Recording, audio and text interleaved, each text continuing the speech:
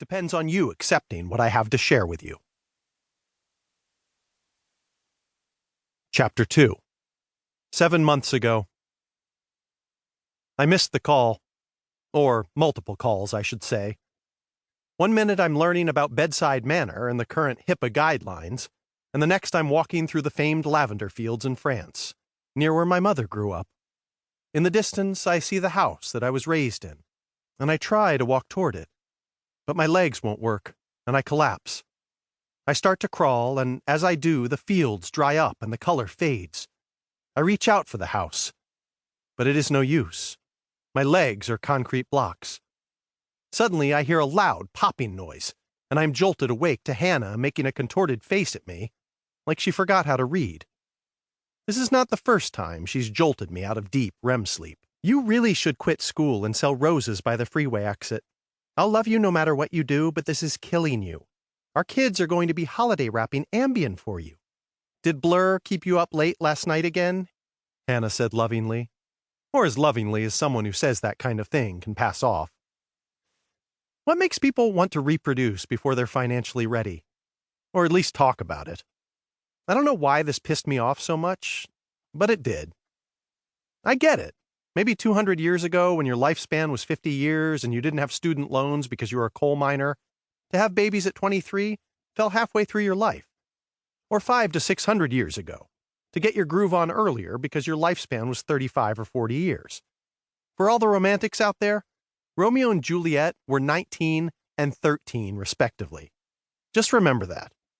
Today, that gets you a one-way ticket to pound me in the ass prison.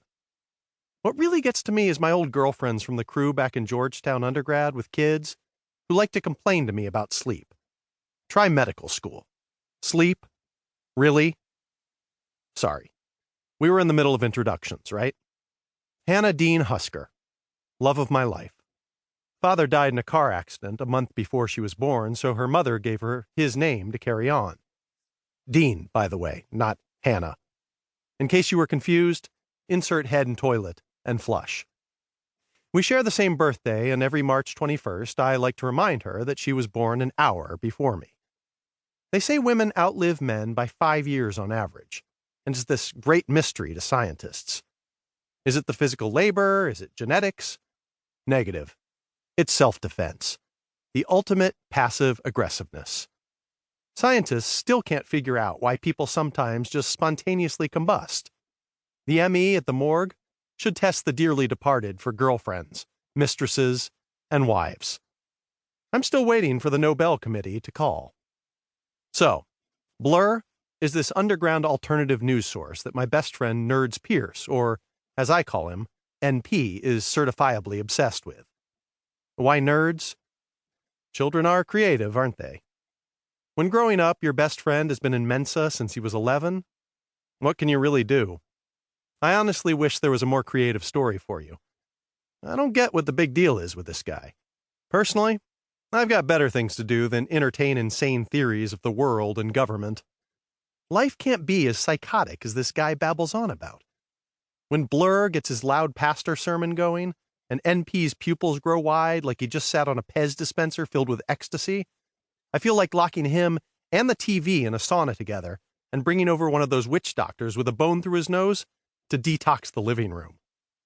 Then there's Jean, my roommate since undergrad at Georgetown. He thinks NP is certifiable.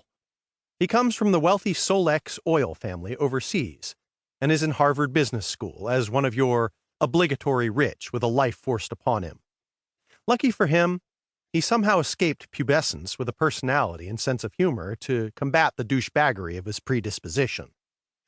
He'd kill me if he knew I mentioned this, but he loves foreign women, and I can't think of a better place besides gift carding him money to a mail-order bride website for him to flex his talents than Harvard, let alone the business school. Also, if it weren't for his generosity, I'd likely be up to my kneecaps in filet mignon cat food and scurvy for the remainder of med school. He knows how I only eat organic food and keep the house filled with things that the normal person would consider fertilizer.